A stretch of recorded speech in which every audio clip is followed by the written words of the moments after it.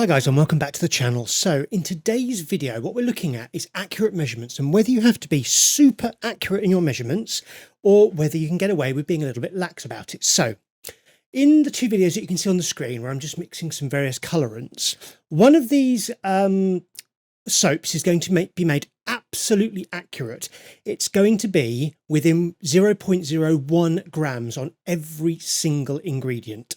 It's a 4 oil recipe, so each oil is 25% of the recipe, and they came out to 125 grams per oil.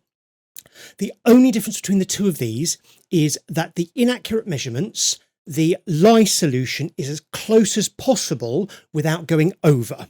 So in the accurate measurements, it is spot on the amount of lye I needed to have, but within the inaccurate measurements, there's actually a difference of minus 0.14 degrees, which means it's still going to be a safe soap, but it's going to have a little bit less lye in and a little bit more oil. And on average, on each of the oils, we put in about 2.9 grams more oil, just because I wanted to see if you do go over your oils when you're measuring them out, does it make a difference? That's also a little bit more water and a little bit more of each of the additives that have gone into there, which is kaolin clay and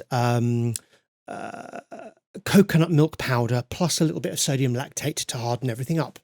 So this is a pretty quick video and we're doing them in a single colour, but what I did as well is I also wanted to see whether a neon pigment, if just left in the oil, would disperse better or worse than actually scraping the neon pigment into oils as well. So there's a lot of things going on here, but this is mostly about what's happening now. I'm stick blending both of these to bring them to a trace. And what I noticed was, and this is where I was kind of like, that doesn't make sense in my head, but it kind of does if you think about it properly. The accurate measurement, I thought, well, this is going to be a perfect batter. But as you can see, there's a bit of grain to the top of that. And I'm getting a false trace on it, so I'm having to mix it more. Whereas the inaccurate measurements, with everything being a little bit more, had a little bit more leeway and it had a little bit more kind of an easy emulsion. It came to an emulsion quicker, smoother and easier. I didn't measure the temperatures on the inaccurate measurement, but I made sure that within the accurate measurement, I was soaping around 35 degrees Celsius, and both the oils and the lye were within 10 degrees of one another. I think they were actually within about 3 degrees of one another. And I found that came to trace quicker. It gave me a false trace, so I had to stick blend it, therefore it came to an actual trace quicker and thicker than the pink soap, which is all the measurements being slightly over except for the lye. And surprisingly enough, where I thought the accurate measurements would be the ones that I would expect to work better, the inaccurate measurements going slightly over, and not by a great deal, 2 grams is not a great deal, actually made a huge amount of difference. So you can see there that the green has become so thick and so dense, and yet the pink one is still very fluid, very manageable, very beautiful to work with. And this was not my expectation, I can tell you. I was expecting the green one, which is our accurate measurements, to be a far superior soap in the end. So what we'll do is we'll get both of these now into the mould.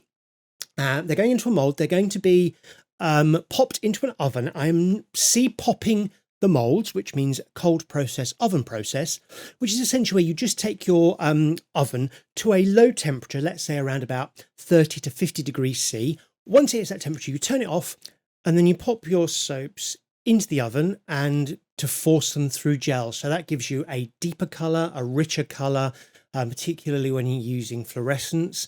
However, if you're using a white and you want to get a really white soap, do not allow it to go through gel. So you can see there that I've popped both of them into a similar mould. These were actually made within about 20 minutes of each other. They both went into the oven at the same temperature.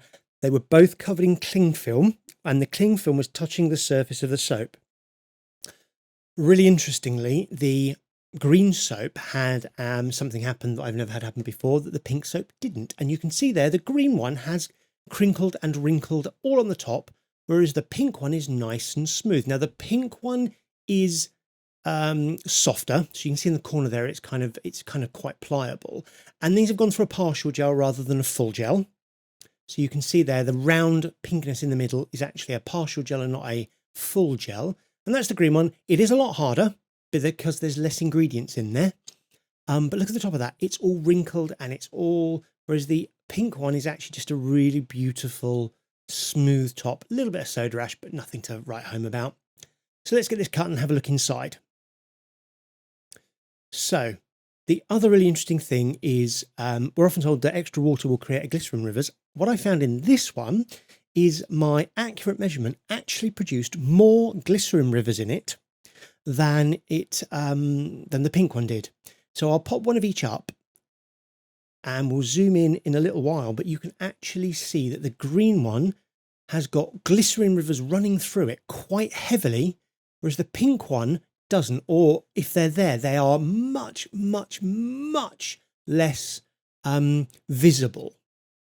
And that really kind of shocked me. And you can see there, the top of the green soap has got all of that striation and stuff in it, whereas the pink one is a much nicer, cleaner soap. So I was really quite shocked at this one, that our pink inaccurate measurements turned out to be far more accurate and give a far better soap than the green ones, which were absolutely spot on every single one of the measurements there.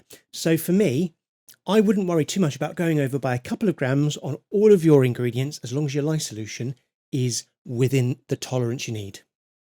So if you've enjoyed this video, please give it a like. And if you haven't already, please subscribe to my channel. It really helps me grow and allows me to make more videos and tutorials for all of you.